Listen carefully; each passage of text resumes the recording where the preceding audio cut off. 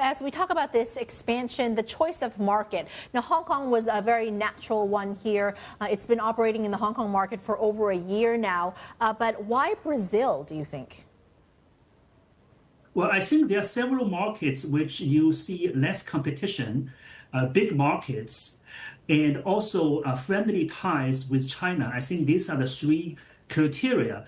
And what Meituan has done in Hong Kong is they figure out a way to quickly gain market share through focusing on singles, low price launches, those kind of meal to quickly open the market share, and it worked. So they have the recipe and they look for friendly ties with China and also a major market, less competition. That's how they choose the next target.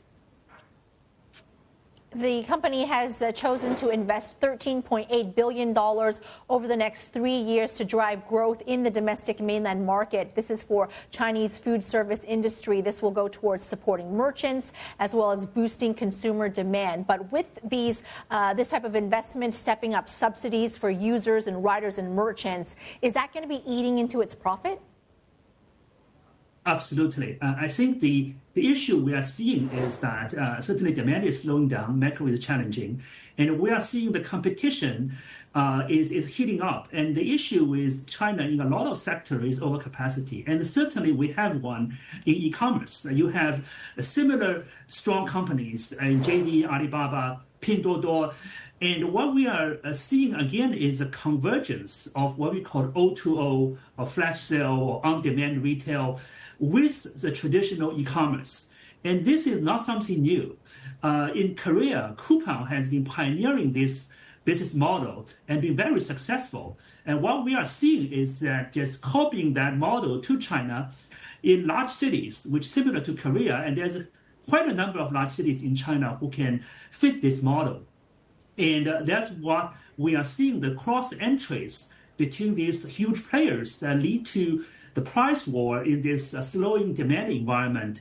And that is certainly going to destroy profit for the next few quarters at least. Now, what Meituan is good at is instant commerce segment and these instant deliveries, getting something out to its buyer or the shopper in as quick as 30 minutes. That's if they're within 5 kilometers. Now, they're up against names like Alibaba and LME and JD.com.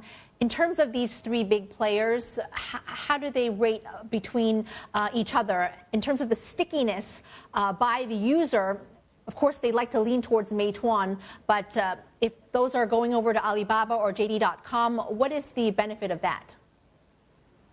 Yeah, well, I think what we are seeing is that Meituan uses the food delivery network, which has a high usage frequency, and typically people order like at least 1 to 2 meals a day. But if you look at traditional e-commerce, I believe Alibaba is one of the more frequent e-commerce site.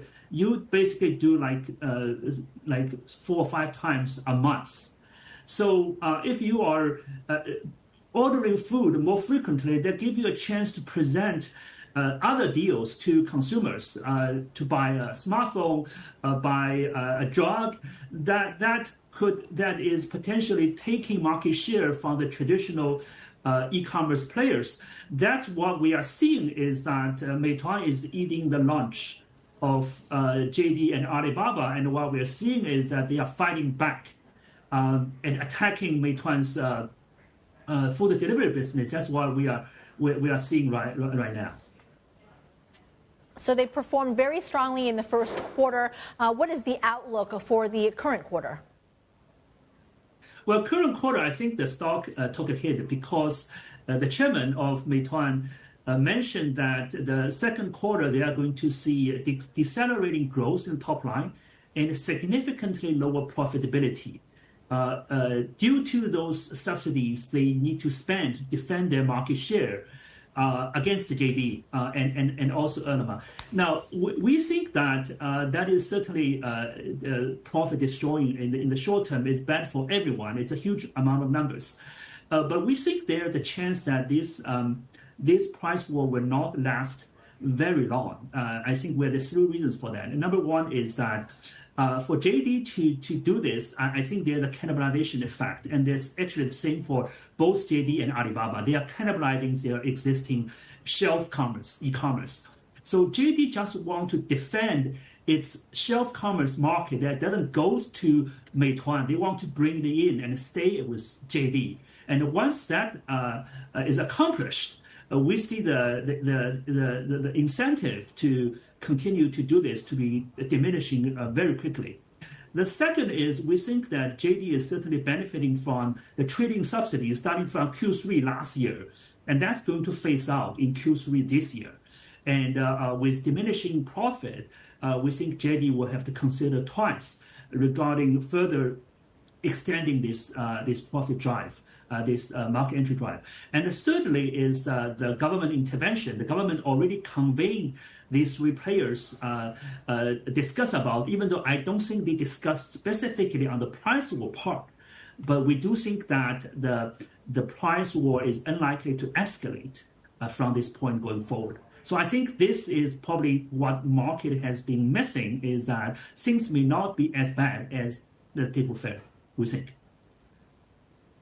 As we look to regulators, of course, and how they're managing the platform economy, the antitrust regulator just released draft guidelines over the weekend asking online platform operators to charge reasonable, transparent fees to third-party merchants.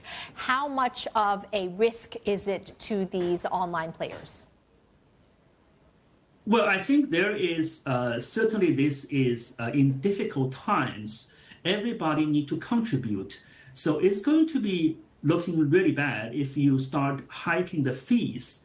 I would say that the one that lately has been happening is Alibaba. They just raised the technical service fees last year to contribute greatly to their result. I think those kind of fee hikes will not happen in the near future. But I do not think it's going to retrospectively taking back the fee structure that's already been put into place. I don't think that the environment, the regulatory environment, is for that at this point. So I think it is going to lower the potential for further monetization going forward, but it's not going to be retrospectively reduce the existing monetization schemes.